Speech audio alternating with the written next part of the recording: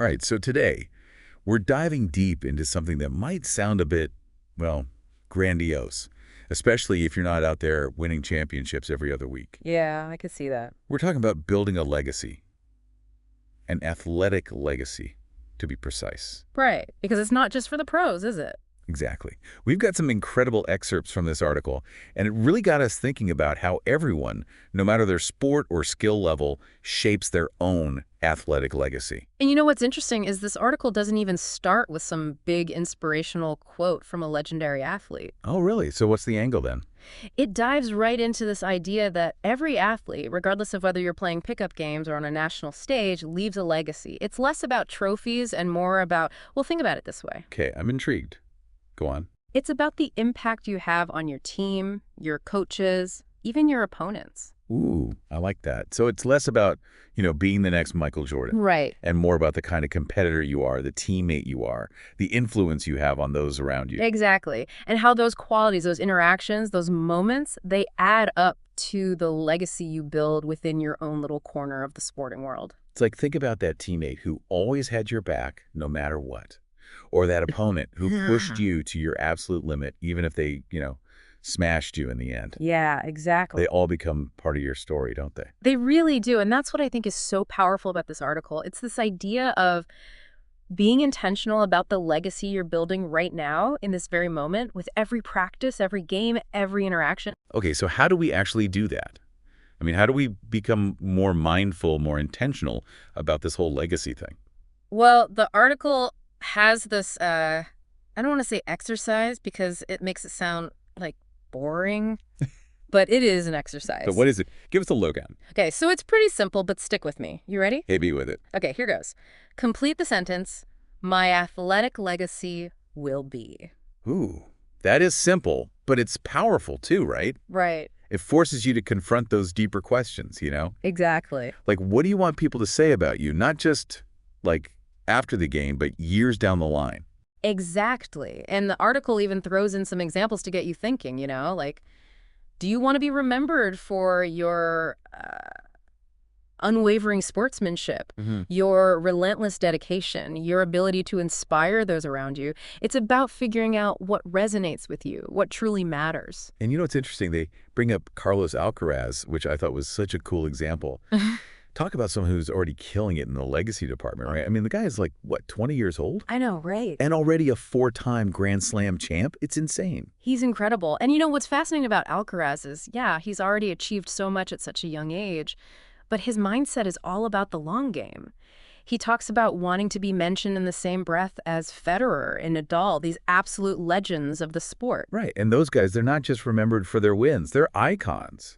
Exactly. And I think that's what Alcaraz gets. He understands that building a lasting legacy isn't about, chasing short-term glory or racking up a certain number of titles.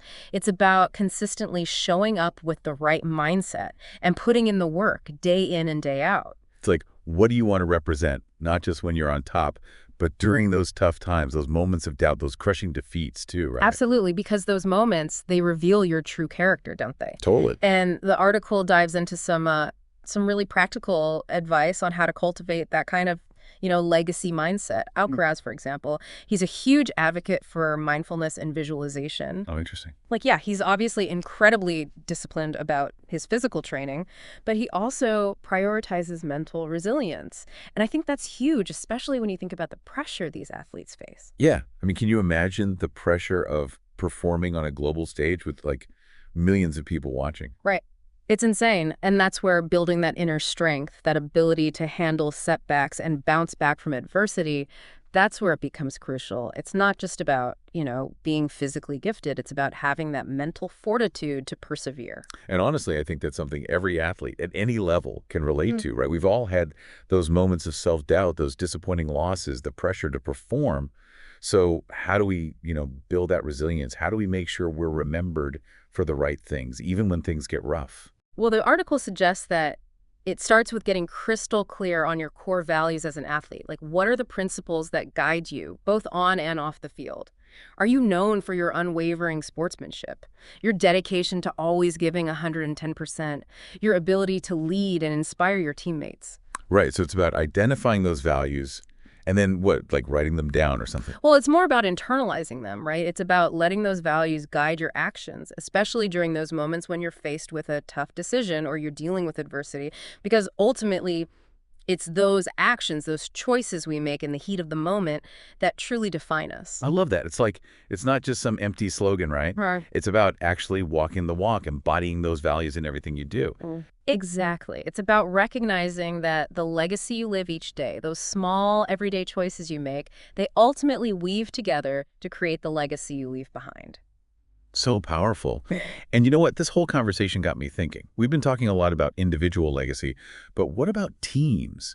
Because let's be honest, some of the most incredible, most memorable legacies in sports belong to teams. Oh, absolutely. Think about those legendary teams, the ones that everyone remembers, not just for their wins, but for the way they played, the spirit they embodied. Totally. Like you just think about their name and boom, you instantly picture their style, their energy, their impact on the sport. Exactly. And that got me thinking, could we apply this same thinking to building a team legacy? I mean, it's a fascinating thought, right? Like imagine a team coming together at the start of a season and saying, okay, how do we want to be remembered? What will our legacy be? Right. And they decide, we're going to be known for our sportsmanship, our dedication to supporting each other, no matter what. Or maybe it's their commitment to giving back to the community or inspiring the next generation of athletes. Exactly. And when you have that shared vision, that collective commitment to building a certain kind of legacy, it becomes incredibly powerful. It's like, it's not just about the individual anymore. It's about something bigger than yourself. It's about creating a shared identity, a story that everyone on that team can be proud of. Precisely. And I think that's such a powerful idea, Whether you're an individual athlete striving to leave your mark on the world or you're part of a team working towards a common goal, it's about recognizing that legacy isn't something you just stumble into. It's something you actively build day by day, choice by choice, moment by moment. Such a powerful point to end on. It's not just about individual glory, it's about the impact you have on those around you, the memories you create, the values you embody. So listeners, as you head out there, take a moment to ask yourself, what will your athletic legacy be?